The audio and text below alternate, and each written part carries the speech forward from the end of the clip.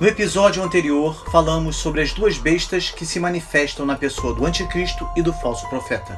Hoje falaremos sobre a visão que é revelada para mostrar aos crentes o que os espera se eles resistirem. O seu sofrimento não será insignificante. Ele será somente um prelúdio da eternidade com Deus. Este capítulo explica o que irá acontecer com aqueles que se recusarem a receber a marca da besta e o que irá acontecer no final com a besta e os seus servos.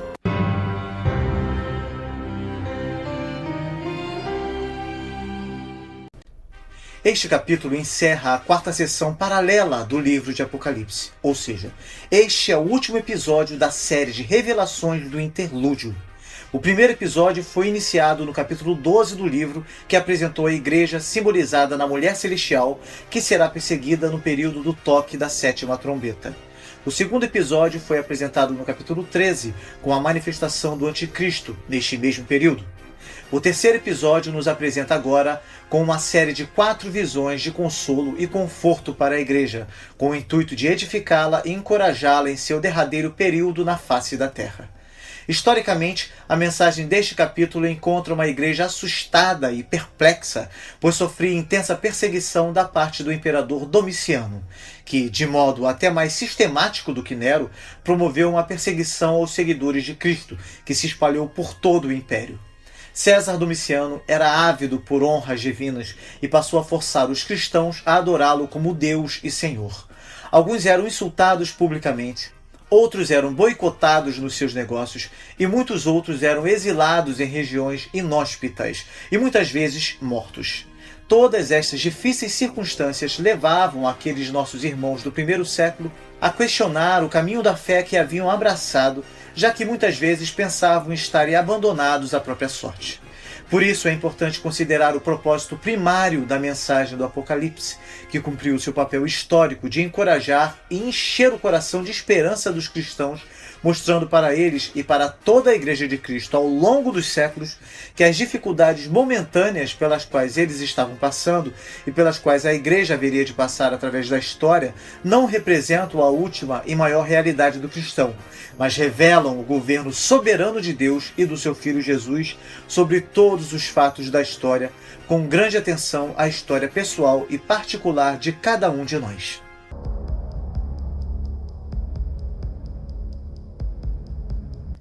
A última vez que vimos o Cordeiro, ele estava diante do trono no céu. Aqui, ele está na Cidade Santa, Sião ou Jerusalém. Alguns intérpretes tomam o nome do lugar literalmente como sendo outro nome de Jerusalém, onde o Senhor, em sua vinda, estará com os 144.000 no Monte Sião.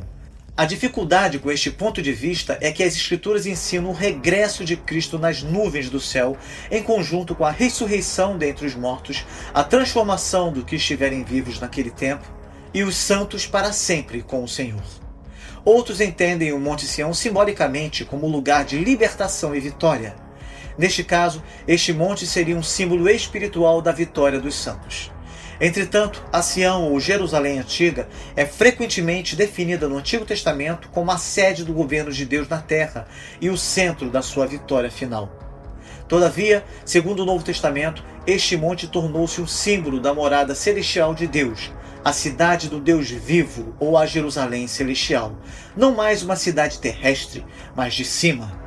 Jerusalém Sião é a morada celestial do próprio Deus. Não é mais uma cidade terrestre onde se pensa que ele mora. Na terra, ele mora nos templos vivos dos corações do seu povo. Quando vier o fim, todavia, as pessoas não deixarão a terra para voar até a Jerusalém celestial. Esta é que vem a eles, descendo do céu, e Deus vai morar no meio dos homens. Portanto, é mais provável que o Monte Sião signifique a vitória escatológica de Jesus com a vinda do seu reino eterno e a implantação de um novo estilo de vida e de uma nova era. Os 144.000 são o mesmo grupo que foi selado no capítulo 7 e representam, como já vimos, a totalidade dos redimidos. Naquele capítulo, eles são selados para enfrentar a grande tribulação. Agora, aparecem tomando posse do reino de Deus juntamente com Cristo. A expressão tendo na fronte escrito o seu nome e o nome de seu pai é o cumprimento da promessa feita à igreja de Filadélfia e, portanto, a toda a igreja de Cristo. Ao vencedor, Faloei coluna no santuário do meu Deus, e daí jamais sairá.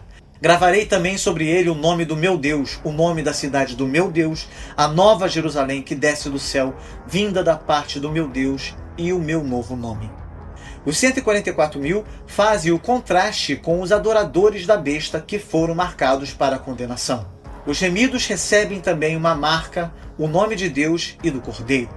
No vídeo anterior, vimos o anticristo aplicando seu selo, sua marca, sobre a mão direita e sobre a fronte dos seus seguidores, indicando que esses que se deixam selar passam a ser sua propriedade particular. Mas aqui vemos a marca antagônica dos cristãos, indicando que pertencem somente a Deus. Por este motivo, são vistos de pé junto ao Cordeiro, a quem devem a sua salvação. Este é o momento da vitória final e por isso eles agora entoam um novo cântico.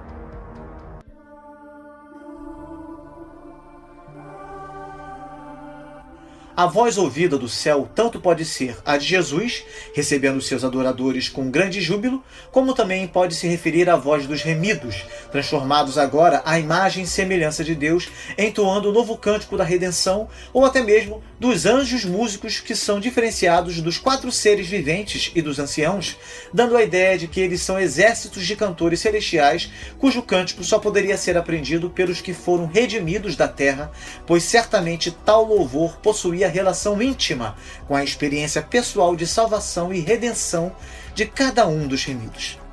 O texto nos apresenta vários argumentos indicativos de que o número 144.000 representa todos os salvos, pois o termo grego usado para indicar que eles foram comprados é o agorazo, que significa remidos, resgatados da terra. Eles são seguidores do Cordeiro em qualquer circunstância.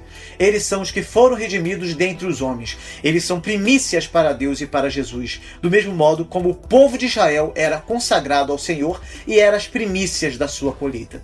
Eles constituem agora um sacrifício puro e sem mácula, que se apresentam diariamente a Deus, como um verdadeiro culto racional. E nos é dito que eles são os que não se macularam com mulheres porque são castos. O termo grego traduzido como castos é parternoi, que significa virgens. Muitos intérpretes pensam que estas palavras identificam os 144.000 como uma classe especial de cristãos que levaram uma vida de autonegação e pureza especial, abstendo-se do casamento e se tornando celibatários. O sentido básico de paternoi parece apoiar esse ponto de vista, mas isso seria uma violação de toda a teologia bíblica. A Bíblia nunca considera as relações sexuais pecaminosas ou profanas. Relações sexuais são, sem exceção, encaradas como um elemento importante do relacionamento humano. Na verdade, são um dom de Deus. Ser casto ou evitar profanação sexual sempre está em contraste com relações sexuais ilícitas. O Novo Testamento recomenda o casamento e as relações sexuais são parte essencial do casamento. É verdade que Paulo afirma que muitas vezes os ministros cristãos podem desincumbir-se com mais eficácia das suas responsabilidades ficando solteiros, mas não por encarar o sexo como algo profano, somente porque o relacionamento familiar traz consigo outras responsabilidades. A palavra casto ou virgem pode se referir à condição espiritual, não somente a relações físicas. Inácio saúda seus irmãos, suas esposas e filhos, e as solteiras, paternoi, chamadas de viúvas.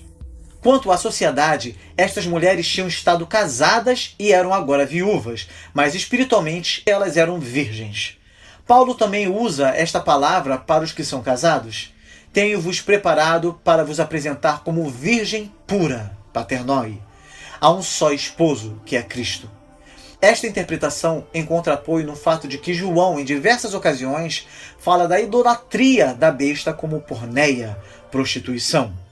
Esta ideia tem um pano de fundo extenso no Antigo Testamento, onde a apostasia do Deus de Israel para adorar os deuses dos cananitas constantemente é chamada de adultério. Por esta razão, concluímos que os 144.000 são virgens e puros no sentido de terem se recusado a se manchar, participando da prostituição, que é adorar a besta, mantendo-se puros em relação a Deus. Também nos é dito que os 144.000 são primícias para Deus e para o Cordeiro. O termo primícia geralmente designa uma parte do todo. As primícias eram os primeiros frutos da colheita, aos quais se seguiriam muitos outros. A palavra grega é usada com este sentido, falando da ressurreição de Cristo. Ele é a primícia da ressurreição de todos os santos. Ele é a primeira etapa do que os santos são o todo. Este significado sustentaria o ponto de vista de que os 144 mil são um grupo escolhido de cristãos em contraposição aos crentes como um todo. Mas esse significado de nenhuma maneira é obrigatório. Primícias pode significar todo um grupo, com vistas à sua consagração total a Deus. Neste sentido, os cristãos são chamados de como que primícias das suas criaturas. Do mesmo modo diz Jeremias: Israel era consagrado ao Senhor, as primícias da sua colheita. Assim, esta passagem não contém nenhuma ideia no sentido de que estes redimidos são um primeiro grupo de pessoas salvas, seguido da salvação dos demais. Na verdade, Deus quer a salvação de toda a raça humana, mas só aqueles que, de fato, se entregam a Ele em completa consagração de vida é que são os redimidos, as primícias para Deus de toda a humanidade. O termo sem mácula é usado no Antigo Testamento para os sacrifícios limpos, em condições de serem oferecidos a Deus. Aqui, os redimidos pertencem a Deus numa dedicação sem falhas. A natureza particular desta dedicação impecável é que neles só há verdade. Não se achou mentira na sua boca. Em Israel, os redimidos eram os que não proferem mentira e na sua boca não se acha língua enganosa. Honestidade perfeita era uma das características do servo do Senhor. Os redimidos são, como seu Senhor, absolutamente sinceros e sem malícia.